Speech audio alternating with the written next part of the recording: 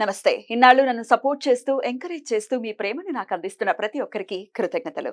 అలాగే ఈ వీడియో కూడా ఖచ్చితంగా మీకు ఉపయోగపడుతుంది. లైక్, షేర్ అండ్ సబ్స్క్రైబ్ చేసి మీ సపోర్ట్‌ని నాకు అందించండి. అలాగే ఈ వీడియో పట్ల మీకున్న అభిప్రాయాన్ని కామెంట్ సెక్షన్‌లో కామెంట్ చేసి తెలియజేయండి. ఇప్పుడు వీడియోని చూద్దాం.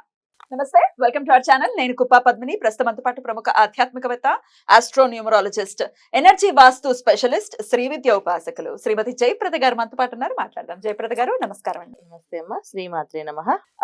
నక్షత్రాల గురించి చెప్తూ ఉన్నారు. శ్రవణ నక్షత్రం గురించి తెలుసుకోవాలనుకుంటున్నానండి. శ్రవణ నక్షత్రం జాతకులు అసలు ఎలా ఉంటారు, ఎట్లాంటి పరిహారాలు చేసుకోవాలి, ఒకసారి మీ ద్వారా. తప్పకుండా. శ్రవణ నక్షత్రం అంటే అందమైన వాళ్ళు వీళ్ళు, అవునా? చాలా ఆకర్షణంగా ఉంటారు. చంద్రుడు నక్షత్రం. చంద్రుడు నక్షత్రం అని ఆయన చంద్రుడు నక్షత్రం అని కాదు, మ్మ్. ఆ శ్రవణ నక్షత్రంలో ఉండే ఎనర్జీ ఏంటంటే వెంకటేశ్వర నక్షత్రం కూడా. ఆ. సో అందుకని అలా పొడుగ్గా ఉండడం. చాలా మంది శ్రవణ నక్షత్రం తక్కువ మంది పొట్టిగా ఉండడం. ఎందుకంటే మకర రాశిలో అంటే అందరూ పొట్టిగా ఉంటారు, కొంచెం అంత హైట్ ఉండరు అని చెప్తారు. కానీ శ్రవణ నక్షత్రం వాళ్ళు చాలా మంది హైట్ ఉన్నారు. మంచి పొడుగు ఏం చేతులు, పొడుగు వేళ్ళు, చేతులు పెద్దగా ఉంటాయి వాళ్ళవి. సో వెంకటేశ్వర స్వామి చేతులు ఎలా ఉంటాయో అలా ఉంటాయి వీళ్ళకి కూడా. చాలా పెద్ద పెద్ద చేతులు ఉంటాయి. చాలా మంది 10% తక్కువ మంది పొట్టిగా ఉండని, సామాన్య హైట్. పొట్టే ఉంటారు వీళ్ళు, చాలా సామాన్యంగా ఉంటారు, సామాన్య ఎత్తు. వీళ్ళు చాలా మంది హైట్, పర్సనాలిటీస్, చూడడానికి ఆకర్షణీయంగా ఉంటారు. వాళ్ళని చూస్తే మన కడుపు నిండిపోయేటట్టు ఉంటారు. అంత చక్కగా ఉంటారు వీళ్ళ రూపం, అమ్మాయిలైనా అబ్బాయిలైనా. సో వీళ్ళకి ఏదో ఒక ఆకర్షణమైన పాయింట్స్ ఉంటాయి వాళ్ళ దగ్గర. కొంతమందికి కళ్ళు బాగుంటాయి, కొంతమందికి మొహం చాలా అందంగా ఆకర్షణగా కనిపిస్తుంది, కొంతమంది శరీరం మొత్తం ఆకృతి అంతా చక్కగా అందంగా అనిపిస్తుంది. ఇలా లక్షణాలు కొన్ని పాయింట్స్ అంటే, ఎందుకంటే ఇక్కడ లగ్నాలు బట్టి మళ్ళీ వీళ్ళకి మార్పులు చేర్పులు ఉంటాయి. కానీ వీళ్ళ ఇది చూడడానికి రూపం మాత్రం ప్రశాంతంగా ఉంటారు. ఎంత ప్రశాంతంగా కనిపిస్తారో కానీ అంత కోపం. వాళ్ళకి కోపం వస్తే అసలు మనం భరించలేం. కోపం రాకుండా ఉన్నంతకాలం బాగుంటుంది అది. సో కోపం అనేది వీళ్ళకి తొందరగా వస్తుంది. ఏ విషయమైనా తొందరగా కోపం వస్తుంది, కానీ వెంటనే దానికి కూల్ అయిపోతుంటారు. దానికి ఆన్సర్ చెప్పామనుకోండి కూల్ అయిపోతారు. ఆ లక్షణాలు ఎక్కువ. ఎడ్యుకేషన్ చాలా బాగుంటుంది. మహా తెలివైన వాళ్ళు. ఎంత తెలివితేటలు ఉన్నాయంటే వీళ్ళవి అసలు ఆ తెలివితేటలు చూస్తే మనకే భయం వేస్తుంది. అలాంటి తెలివైన వాళ్ళు. కాకపోతే వీళ్ళ దగ్గర ఉండే ఒక బ్యాడ్ హ్యాబిట్ ఏంటి అంటే, మంచి ప్లేస్లో పెరగాలి వీళ్ళు.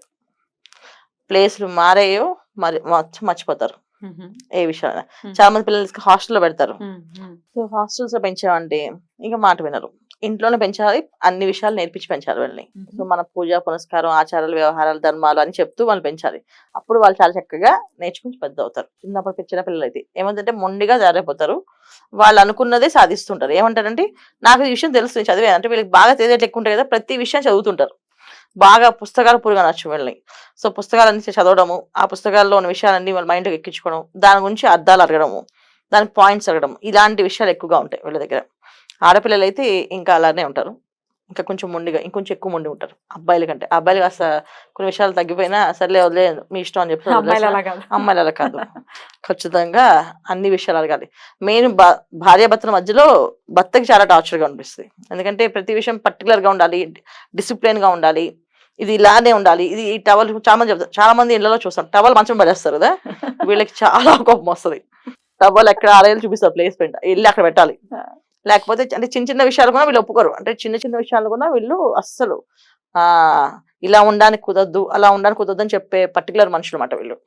చాలా మంచి మనుషులు, మంచి మనస్తత్వం. మనసు చెడ్డగానే కాదు, కానీ పర్టికులర్ గా వీళ్ళు డిసిప్లైన్ మనుషులు అన్నమాట. ఇలానే ఉండాలి అని చెప్పేసి. అలాంటి ఎక్కువ ఇంట్రెస్ట్ ఈ శ్రవణ నక్షత్రం వాళ్ళకి. సో ఈ నక్షత్రం వాళ్ళలో ఎనర్జీస్ ఎలా ఉంటాయంటే డే బై డే గ్రో అవుతుంటాయి, డే బై డే డౌన్ అవుతుంటుంది. ఎందుకంటే క్షీణచంద్రుడు అయ్యాడు అనుకోండి, ఆలోచన విధానం మారిపోతుంది. వాళ్ళు నచ్చింది మాట్లాడతారు, నచ్చింది తిట్టేస్తుంటారు, ఇష్టం వచ్చినట్టు చెప్తూ ఉంటారు, మన మాటే వినరు అసలు. ఇంట్లో కానీ బయట కానీ టార్చర్గా ఉంటుంది వీళ్ళతోటి. అదే పూర్ణచంద్రుడు అయితే కొంచెం ప్లస్ పాయింట్స్ ఉంటాయి. అంటే బిఫోర్ పౌర్ణమి పుట్టుంటే ఒకలా ఉంటారు, ఆఫ్టర్ పౌర్ణమి పుడితే ఒకలా ఉంటారు. ఈ ఒక్క వీళ్ళకి ఉన్న మెయిన్ మైనస్ పాయింట్. సో ఈ మైనస్ పాయింట్ వల్ల వీళ్ళకి చాలా మంది ఇబ్బందులు పడుతుంటారు. సక్సెస్ రాక, సో జాబ్స్ లో నిలబడలేక, జాబ్స్ కంటిన్యూ చేయలేక, వ్యాపారంలో సరిగా ఆర్థికంగా ఇబ్బంది పడ్డము, వ్యాపారాలు సరిగా సాగకపోవడం, కారణాలన్నీ కూడా ఈ ఒక్క ప్రాబ్లం. సో జాతకంలో బలంగా ఉండాలి, లేకపోతే ఈ నక్షత్రంలో వాళ్ళు రాణించడం కష్టం అవుతుంది. ఎట్లాంటి ఫీల్డ్స్ వీళ్ళకి సూట్ అవుతాయని అనుకోవచ్చండి? వీళ్ళకి ఎక్కువ యాక్టింగ్ ఫీల్డ్స్. చాలా మంది ఈ నక్షత్రం పుట్టిన వాయిస్ చాలా బాగుంటుందిరా, మైండ్ చాలా మందికి ఒక్కొక్క బాగుంటుంది. చాలా మంది వాయిస్ బాగుంటుంది. సో డబ్బింగ్ ఆర్టిస్టులు బాగా ఎక్కువగా ఉంటారు. తర్వాత యాక్టింగ్, రైటర్స్, డాక్టర్స్. ఎందుకంటే మకర రాశిలో ఉంటాయి ఈ నక్షత్రాలు.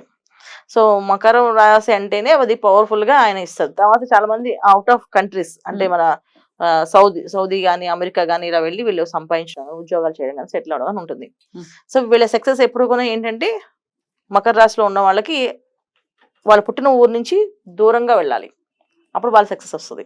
Hmm. అది ఎక్కువ ఇంపార్టెంట్. అక్కడే ఉంటే కుదరదు. అక్కడే ఉంటే అవ్వదు, తక్కువ ఉంటుంది Hmm. గ్రోత్. Hmm.